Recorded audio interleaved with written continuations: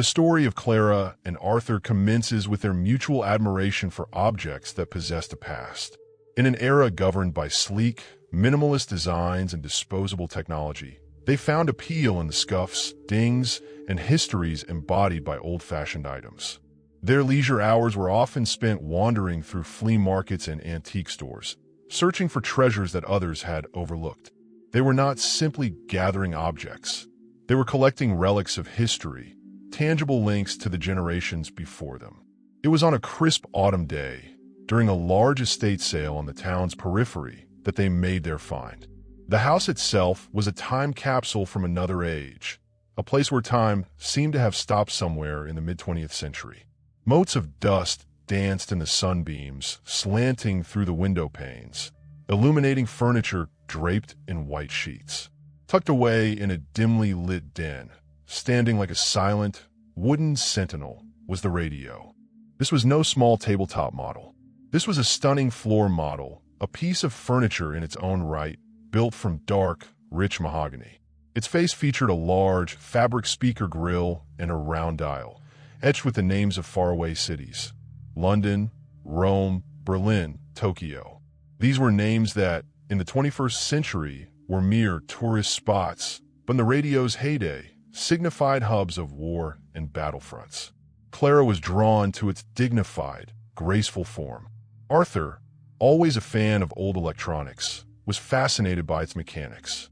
He ran a hand over the smooth, cool wooden case and gingerly turned one of the large Bakelite knobs. It responded with a satisfying, solid click that modern plastics could never replicate. The seller, an older man clearing out his parents' estate, told them it had been silent for at least 5 decades. For $75, the piece was theirs. A relic of forgotten craftsmanship, destined to be a handsome, non-functional centerpiece in their living room. Or so they believed. Moving the heavy console into their apartment was a considerable effort. They set it against the main wall of their living room, where it looked as though it had always belonged. For a few weeks, it served its expected purpose as a conversation starter. Guests would admire its classic design, its Art Deco lines, and the beautiful grain of the wood. Arthur, though, could not resist the puzzle. He was determined to see if he could bring it back to life. He spent one evening carefully inspecting the wiring, replacing a frayed power cord, and gently clearing the dust from the intricate web of vacuum tubes visible through the back panel. He explained to Clara how these tubes worked, how they had to warm up, glowing softly like tiny coals, before the radio could make sound. It was a ritual, a process, a sharp contrast to the instant-on nature of their contemporary devices. Finally, the moment of truth came.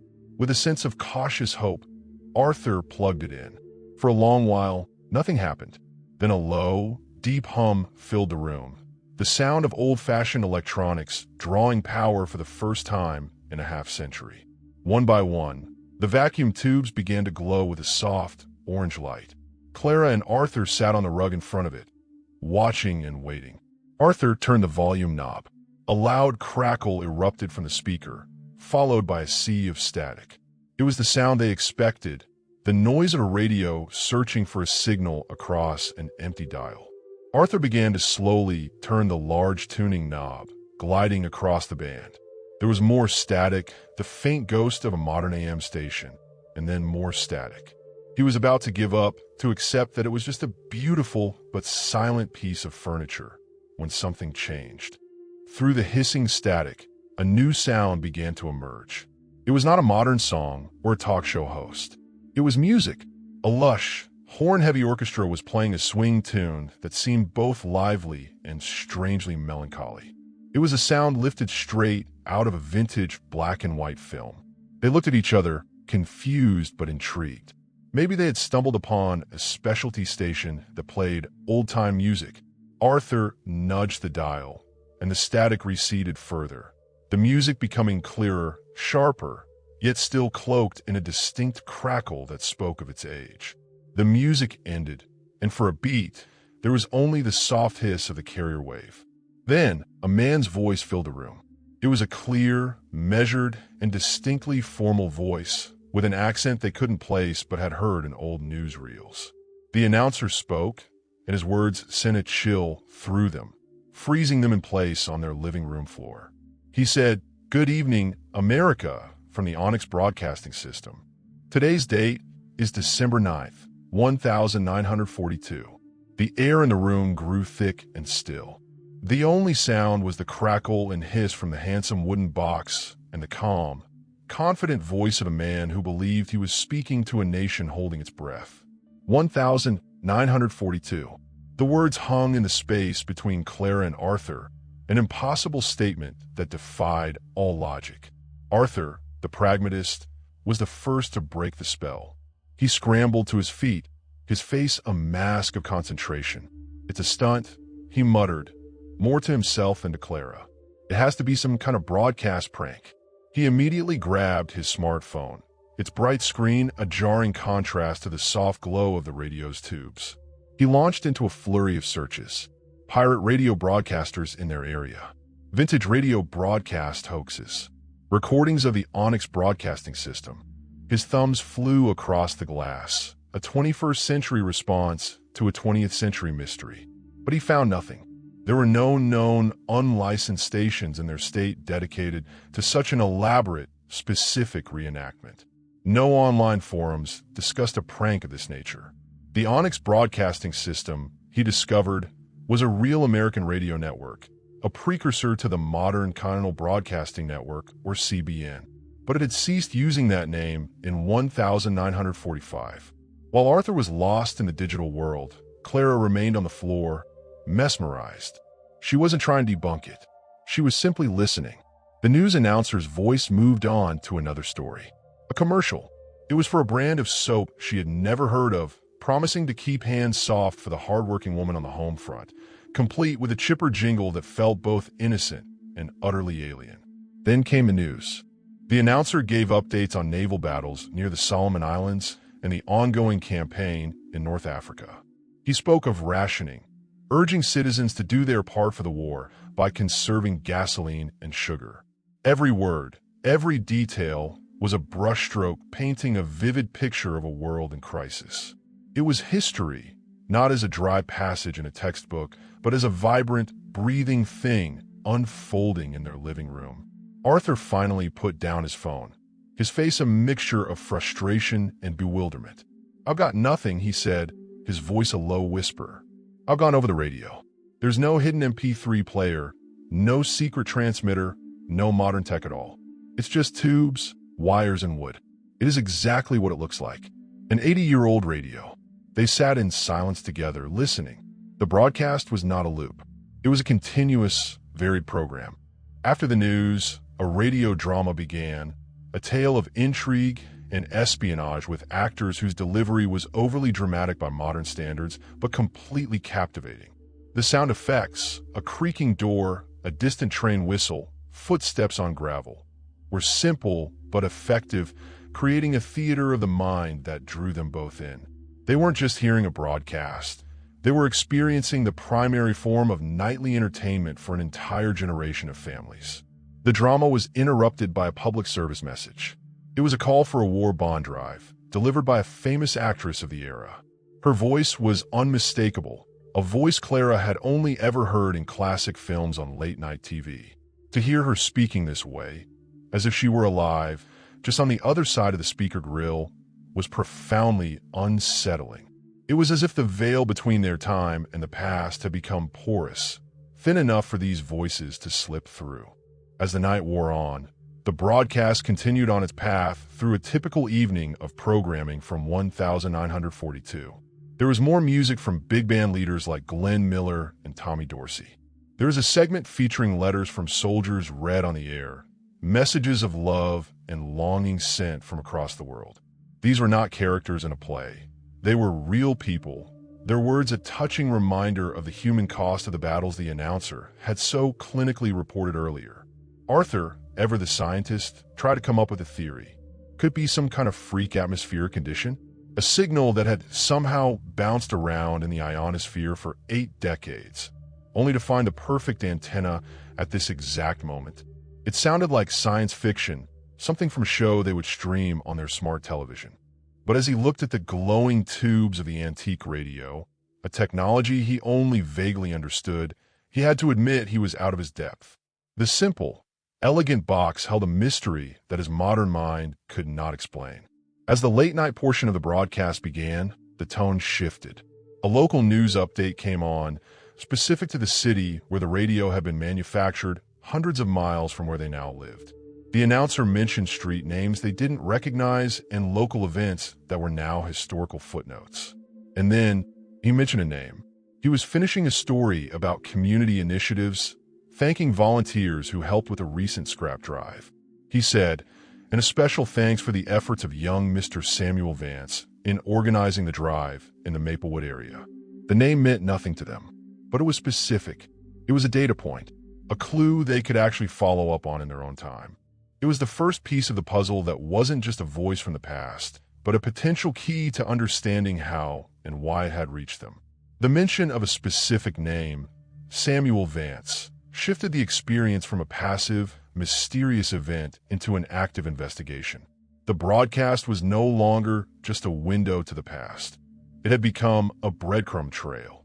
Arthur quickly found a notepad and pen, the old-fashioned tools suddenly feeling more appropriate for the task than a smartphone. He carefully wrote down the name, Samuel Vance, and the area mentioned, Maplewood. The city of manufacture, which he knew from the maker's plate on the radio's back, was also noted.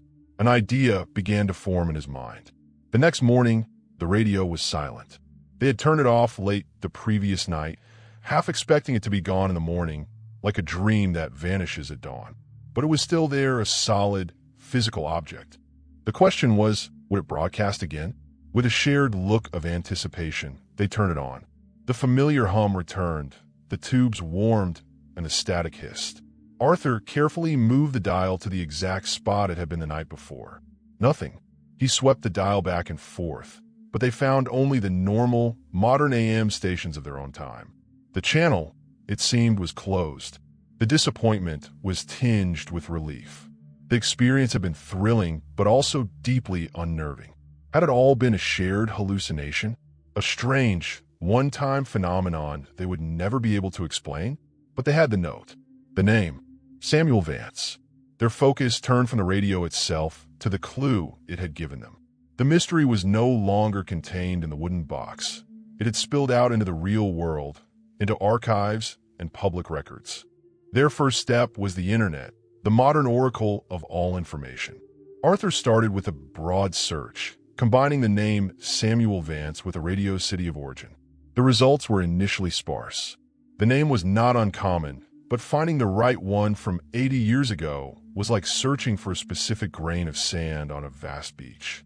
He narrowed the search, adding terms like Maplewood area and 1942. And then he found a hit, a digitized local newspaper from that city, dated December 12, 1942. The online archive was clunky, the scanned pages yellowed and often hard to read. But there, in a small column on page 6 dedicated to local news and homefront efforts, was a short article. The headline read, "District Patriots do their part." The article detailed a successful scrap drive and listed several volunteers who made it possible. And there, halfway down the list of names, was Samuel Vance. The radio hadn't been making it up. Clara, looking over his shoulder, felt a new wave of chills. This was verification. Hard proof. The name from the phantom broadcast was real, written in ink on a page from the past. It made the whole experience more concrete, more terrifyingly real. They weren't just dealing with a strange signal. They were connecting with a verifiable moment in history. Emboldened, they dug deeper. They searched for census records, city directories, and high school yearbooks from the 1930s and 40s. Slowly, a portrait of Samuel Vance began to emerge. He was born in 1925, which would have made him 17 years old in 1942, a young man on the cusp of adulthood, doing his part for a war that would define his generation. They found his high school yearbook photo. A serious-looking young man with neatly combed hair and a determined gaze stared back at them across the decades. He was real. He had a face. The next evening, they decided to try the radio again. A strange ritual was forming. As dusk fell, they would approach the old console, not knowing what, if anything, they would find. They switched it on, went through the now familiar process of the tubes warming up, and turned the dial. The static hissed. But this time, as they reached the magic spot on the dial, a voice came through almost immediately. It was the same announcer from the Onyx broadcasting system, but the date he announced was different. December 10th, 1942. It was happening again. The radio was not replaying the same broadcast. It was proceeding chronologically, as if it were a real radio in 1942, simply being turned on for another night of listening. A new set of questions washed over them. Was the radio somehow tied to a linear timeline? Did it only work at night? Was there a logic to this at all? That night's broadcast was as engrossing as the first. They heard news about the development of a new synthetic rubber to aid the war effort, a commentary on President Roosevelt's latest fireside chat, and a popular comedy show that had them laughing at jokes that were nearly a century old. The humor was of a different sort, more reliant on wordplay and silly situations than the sarcasm and irony of their own time, but it was fundamentally human. It was another point of connection, a reminder that the people of the past weren't just grim figures in black and white photos. They laughed, they worried, and they sought escape and entertainment, just like them. And then another clue emerged. It came during a segment of Personal Messages, a program designed to connect loved ones separated by the war. An announcer read a short message to Private Paul Martin, stationed at Fort Dix. Your mother wants you to know she is well. She prays for you every night, and that your sweetheart, Eleanor, is waiting for you. The message was simple, one of thousands that must have been read over the air during those years. But the name Eleanor resonated with Clara. She went back to the digital archives, this time searching for Samuel Vance's family members. Census records showed he had an older sister. Her name was Eleanor Vance. Could this be the same Eleanor, the sweetheart of a soldier named Paul Martin? The mystery was getting deeper, more personal. It was no longer just about a historical event. It was about a family. The Vances. Samuel, the young patriot. Eleanor, the worried sweetheart. These are not just names anymore. They were characters in a story playing out 80 years ago, and Claire and Arthur were the sole members of the audience. They began to feel a strange sense of responsibility, a need to find out what became of these people. Did Paul Martin make it home to Eleanor? What became of young Samuel? The old radio was no longer just an object of wonder and mystery. It was a conduit for human stories, and they felt a desperate need to learn how those stories ended. The nightly ritual continued.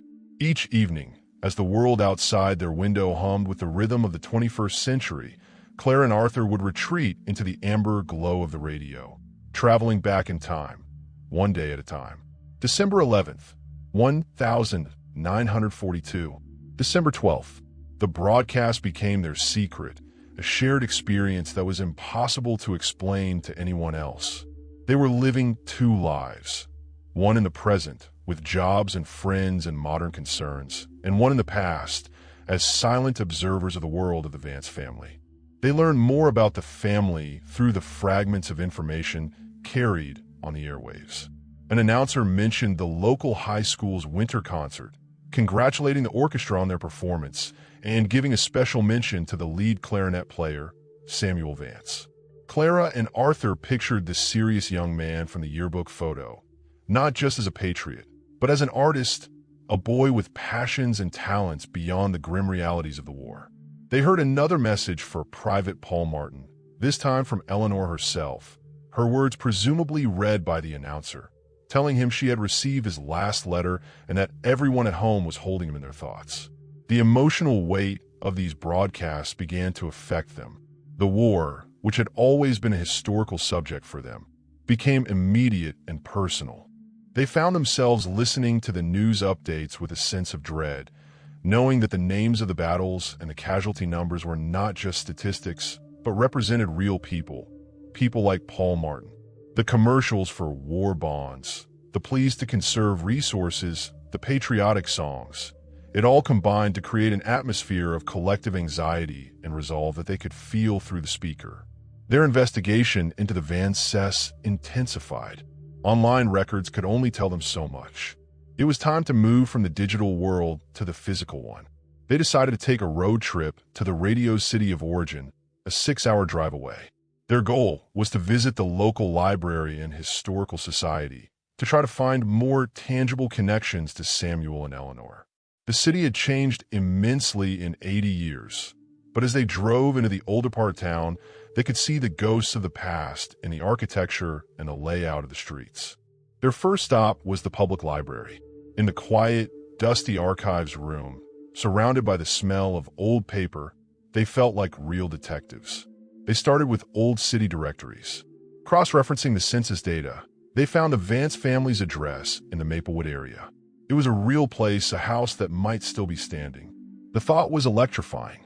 Next, they turned to microfilms of the local newspaper, scrolling through the weeks of December 1942. They found the article about the scrap drive they had seen online, but holding the physical record, seeing it in the context of the full newspaper page, made it more real. They saw ads for movies that were playing, society announcements, and war dispatches, all surrounding the small mention of Samuel. They were walking through his world, one page at a time. Clara focused on the society pages, looking for any mention of Eleanor Vance and Paul Martin. She found it. A small engagement announcement from the spring of 1942 included a photo of the happy couple. Eleanor was beautiful, with soft curls and a bright, hopeful smile. Paul was handsome in his new army uniform, looking proud and a little nervous. The text mentioned he was the son of Mr. and Mrs. Henry Martin and was scheduled to ship out soon. Seeing their faces, so full of hope for a future that was completely unknown, was deeply moving. It made the message she'd heard on the radio, "Eleanor is waiting for you," infinitely more poignant. Armed with the address, they decided to drive to the Maplewood area. It was a quiet, well-kept neighborhood with tree-lined streets and houses that were clearly from the early 20th century. They found the street and then the house number. It was still there, a modest, 2-story home with a wide front porch. It looked much as it must have 80 years ago, though a modern car now sat in the driveway. Someone else's life was now playing out inside those walls. They didn't knock. It felt like an intrusion, a violation of both the current residents' privacy and the ghosts of the past. They just parked across the street and looked at the house, imagining a 17-year-old Samuel leaving for clarinet practice or Eleanor sitting on that porch, reading a letter from her sweetheart overseas. This was where the radio had lived. It had sat in one of those rooms, pulling these voices, these stories, out of the air. Had Samuel himself listened to the same broadcasts they were now hearing? The thought was staggering. As they sat there, Arthur had a realization. The estate sale where they had bought the radio, it was on the edge of their own town, not this city 6 hours away. So how did the radio get from this house to that estate sale? The seller had said he was clearing out his parents' house. Could there be a connection? They drove home in a thoughtful silence, the pieces of a mystery swirling in their minds. That evening, back in their own living room, they turned on the radio again. The date announced was December 14th, 1942. The program was a mix of music and news, but then a special report came on, a bulletin that interrupted the scheduled programming. The announcer's voice was more somber than usual. He reported on a major naval battle, a hard-fought but strategic victory for the Allies. And then he began to read a preliminary list of local men who were reported missing in action. Clara and Arthur held their breath. They listened as the announcer read name after name, each one a gut punch. The list was long, and near the end, the announcer said a name that made the air in their living room turn to ice. Private Paul Martin. The announcer's voice continued on, moving to the next name, but for Clara and Arthur, the world had stopped. Private Paul Martin. Missing in action, the words, delivered with the formal gravity of another era, echoed in the sudden, profound silence of their living room. The hopeful face of the young man from the engagement photo flashed in their minds. Eleanor's smile, the message on the radio, full of hope and longing, now felt like a tragic preamble. They were hearing the exact moment a family's life was shattered by a piece of devastating news. Clara felt tears welling in her eyes. It was one thing to read about casualty lists in a history book. It was another thing entirely to hear a name you had come to know, to hear the news as it was delivered to a town, to a family, to a sweetheart waiting by a radio. The barrier between past and present felt completely gone in that moment. They were no longer just observers. They felt like mourners.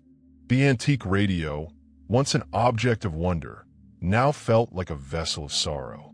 They listened to the rest of the broadcast, but their focus was gone. The upbeat music and cheerful ads that followed the news bulletin seemed ghoulish, a surreal juxtaposition of manufactured cheer and real-world tragedy. How could the world just go on after news like that? But it did. That was the reality of the home front, a reality they were now experiencing with an unsettling intimacy. When the broadcast ended for the night and they turned the radio off, the silence it left behind was heavier than ever. The next day, they felt a new, almost desperate, need for answers. The mystery was no longer about a strange radio signal. It was about what happened to the Vance family after that terrible news. Did Paul Martin ever come back? What became of Eleanor? And what about Samuel, the young artist who was now the man of the house, left to comfort his sister in her grief? Arthur followed up on his latest insight, the estate sale. The seller had been clearing out his parents' home. He found the original online listing for the sale. It included a name, Mark Jensen. A quick search of public records and obituaries led them to a recent death notice for a man named Mark Jensen and another for his wife, Julia Jensen, a few years prior. Arthur kept digging, searching for Julia's maiden name. And then he found it.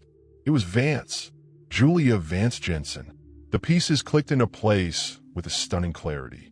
Julia must have been a relative, but the census records they had found for the Vance family in 1940 only listed 2 children, Eleanor and Samuel. Who was Julia? Was she a younger sister, born after the census was taken? They widened their search, looking for birth records from the mid-1940s. They found nothing. Frustrated, Arthur tried new tack. He searched for Samuel Vance's records after the war. He found a college enrollment record from 1946, and then a marriage license from 1950. Samuel Vance had married a woman named Helen, and in the early 1950s, they had a daughter. They named her Julia. It was Samuel's daughter, Julia Vance Jensen, the woman whose estate sale they had been to. The radio hadn't just belonged to the Vance family. It had been passed down from Samuel to his daughter, Julia. And Julia's son, Mark's and Julia's son, was the older man who had sold it to them. They had bought the radio from the grandson of Samuel Vance. The connection was direct, personal, and breathtaking. The radio had traveled through the family and had somehow found its way to them, 2 complete strangers, to tell its story. This new knowledge changed everything. It made them feel even more deeply invested in the family story. That night, they approached the radio with a sense of both reverence and dread. They knew the broadcasts couldn't last forever. The timeline was moving forward. What would happen when they reached the end of the story? They turned it on. The date announced was December 18th, 1942. A week and a half had passed in the past since they had first heard the broadcast. The tone was somber. There was Christmas music, but it was tinged with a deep melancholy. Carols about peace on Earth felt painfully ironic against the backdrop of the war reports, which remained grim. There were no more personal messages for Paul Martin. There was only a quiet acknowledgement of the local families who were grieving during the holiday season. And then a different kind of message came on. It was not from the Onyx Broadcasting System's national feed. It was a local station ID, the same one they'd heard when Samuel's name was first mentioned. A new announcer, with a warmer, less formal voice, began to speak. He said he had a special, final announcement for the evening. He talked about the power of radio to bring people together, to provide comfort in dark times. He talked about community and the bonds that held it together. And then he said, "We have one last piece of music for you tonight. It is a special request, and it is dedicated to all those who are waiting for loved ones to come home. It is also dedicated to a young lady in our town, Eleanor Vance, as a message of hope from her brother, Samuel. A silence fell over the airwaves, and then the pure, clean sound of a single clarinet began to play. There was no orchestra, just the solo instrument. It played a slow, achingly beautiful rendition of "I'll Be Home for Christmas." The melody was simple, but the performance was filled with an emotion that transcended time. It was a sound full of sorrow, yet defiant in its hope. It was a brother's musical prayer for his grieving sister. Clara and Arthur sat, barely breathing, as the last note hung in the air, played with a soft, fading breath. They knew, with absolute certainty, that they were listening to 17-year-old Samuel Vance. This was not a record being played by the station. This was him, live in the radio studio, pouring all of his love and grief and hope into his instrument. When the song ended, the announcer came back on, his voice thick with emotion. That was Samuel Vance on the clarinet. Good night, and a peaceful Christmas to you all. The broadcast faded to static. Arthur turned the dial, but there was nothing. He turned the radio off and on again. Only static. The channel was closed. And this time, they knew it was for good. The story had been told. The message had been delivered.